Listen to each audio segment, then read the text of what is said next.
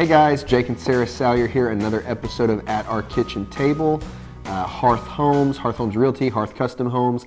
Today we have a morbid discussion for you. It is morbid, but it's very something. It's very something. She kicks off in here. There's some notes in here about we are all dying.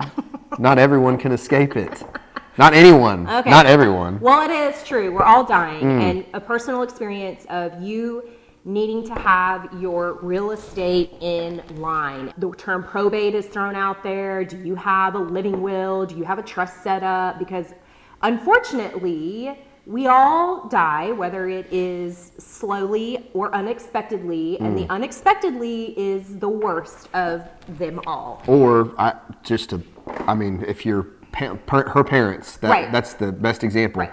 We didn't have things in line, and unfortunately... well, I'm going to go into all that because there's a lot of important details here when you're dealing with real estate and allowing people who are in the industry handle things. Mm-hmm. Don't go down to the courthouse like my parents did, transfer this, transfer back, transfer the deed. Well, guess what? The courthouse transferred it, filed it in Oklahoma County when it was supposed to be filed in Mulgee County. And they also didn't file it the last time as joint tenancy deed, meaning basically right of survivorship. So my dad's portion of the property had to go into probate. So of course I'm like, I've heard this a million times. I've never had to experience it personally. Hey, Paris, that executive's title, what do I expect? What is going to happen here? All I know, it's a really long process.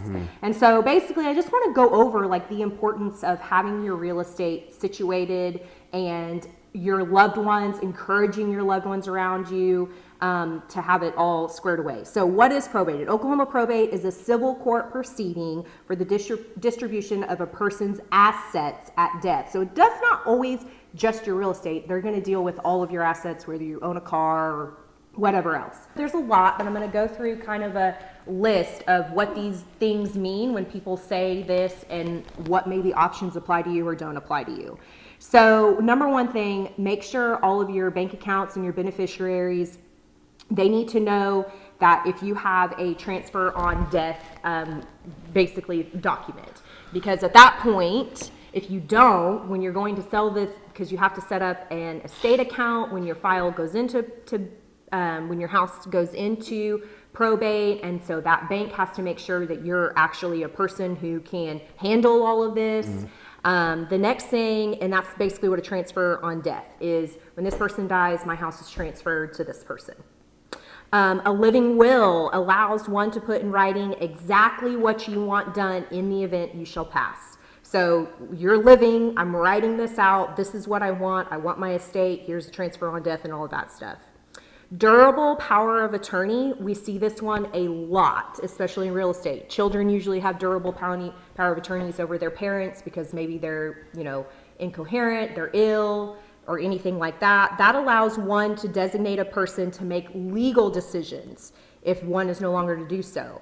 Last will and a testament designates to all the personal belongings belong to. So it's not has anything to do with your assets, it just has to do with your things in your house and all that stuff. Funeral planning declaration. That one is probably the hardest one to be like, oh my gosh. But the great thing about that, you can literally go to your funeral home and say, we have this amount of money. I can only spend this amount of money in the event that, we need to plan a service. And so I have to say, one of our team members, part of Hearth Homes, he also helps sell funeral benefits, if you will. I don't know. Yeah. So grave sites, the caskets you want to be in.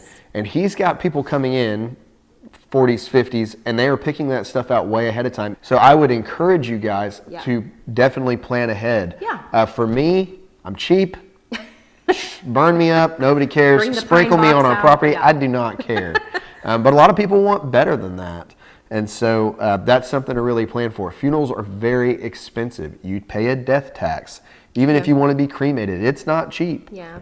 Well, and so again, for my personal situation dealing with my parents, it was we knew we only had an allot amount coming out of the proceeds. And so in our situation, my mother's health was declining. And so unfortunately we knew the end result. So it allowed us time to get things in line. But it didn't make it any easier because there's such a long process and things. So going on to, if you have all these things in line, which I highly encourage you to do, different states have different rules to avoid probate.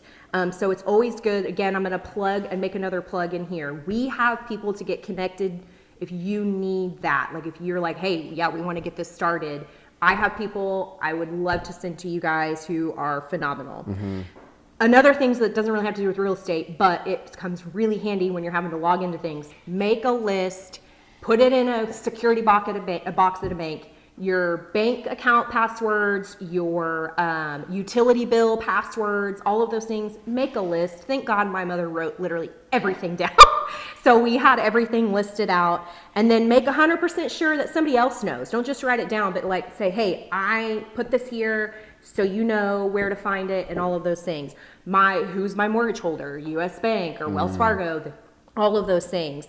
And then make sure all of the titles for your vehicles, any other assets, you have that in a designated spot and that somebody knows, because it's going to be very, very beneficial. And then most importantly, which is probably the hardest thing to discuss with people, is discuss your wishes with others. Or maybe one person. Maybe it makes it a little bit easier. So we have firsthand seen one of my closest friends through family. Somebody was designated as that one person, and they were very untrustworthy. Ended up robbing their grandmother of several $1,000s, and that can happen quickly. There was almost zero repercussion through this process, and this is funny because I'm hearing her talk, and I'm thinking, who would that person be for us? Yeah. And that's kind of hard to consider. I know two, and it would be both her sisters that we would designate, because we want our children taken care of at the end of the day. Yeah. Whatever, we're gone, the kids need to get everything. So pick somebody that you know without a shadow of a doubt is completely trustworthy. Well, yeah, I mean, have everything filed with proper attorney. You know, everyone thinks it's going to be thousands of $1,000s. The one thing I can tell you is going to be the most costly is depending on how much you designate for funeral expenses and things like that. Plan to budget anywhere from $1,200 to $1,500. And I know that's a big chunk. This is something that nobody wants to plan for, but if you own a home, you own a car, you have kids, you need to do it. So anyway, I know it's a lot of information. If you guys have any further questions or need recommendations, please reach out. It makes your life, well, not necessarily your life, because your life may not be any longer, but it makes the lives of your loved ones a whole lot easier to deal with and cope with, so they can focus on, moving on. As always, like, comment, subscribe, text, direct message, whatever we can do, call us.